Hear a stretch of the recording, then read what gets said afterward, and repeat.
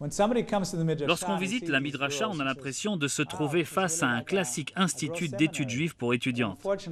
Pourtant, le récit du passé de chacune de ces jeunes filles est réellement plus que tragique.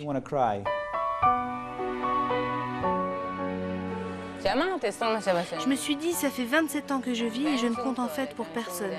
Je n'ai pas de raison de vivre, aucun sens dans la vie. J'étais anorexique et je souffrais d'épilepsie grave.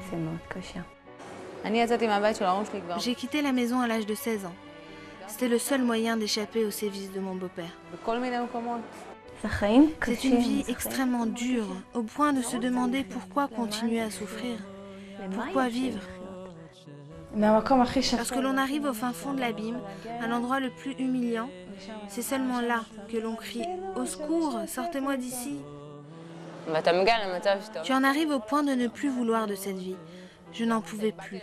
Si je ne suis venue ici que pour souffrir, pourquoi continuer à vivre? Ce sont toutes de gentilles filles qui ont juste besoin d'un peu d'attention et d'encadrement. Il suffit souvent d'1 an ou 2 pour totalement changer leur vie. Ce sont des filles qui arrivent de maisons où elles ont subi de très graves violences physiques et morales. Nombre d'entre elles se sont tournées vers la drogue et même pire. Elles n'ont ni famille ni amis vers qui se tourner. C'est pourquoi il faut absolument les sauver avant que la délinquance ne s'empare d'elles définitivement. Le principal but de la Midrasha est de leur offrir un abri face au monde hostile d'où elles viennent et leur donner des outils pour s'assurer un avenir sain.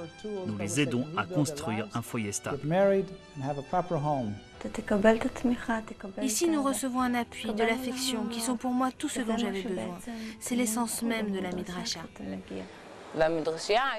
La Midrasha est pour moi aujourd'hui plus qu'un foyer, c'est ma raison de vivre. À la Midrasha, tu trouves un père et une mère. Peut-être pas par le lien du sang, mais ce qu'ils font pour toi, même tes propres parents ne sont pas capables de te l'offrir. Une fille qui arrive à la Midrasha est tout de suite accueillie les bras ouverts. Les filles gardent contact et se retrouvent à l'occasion de leur mariage. Grâce à la Midrasha, j'ai ouvert une nouvelle page dans ma vie. J'ai reçu beaucoup de réconfort et de confiance en moi. Me renforcer encore et encore pour ne plus retomber dans la maladie. Je leur suis tellement reconnaissante. Je ne trouve pas les mots pour traduire ce que je ressens. Je suis sur le point de fondre en larmes. Je les considère vraiment comme mes propres filles. Je suis vraiment fier d'avoir créé ce projet. Grâce à Dieu, nous sommes arrivés à aider de nombreuses jeunes filles à rebâtir leur vie et s'assurer un meilleur avenir.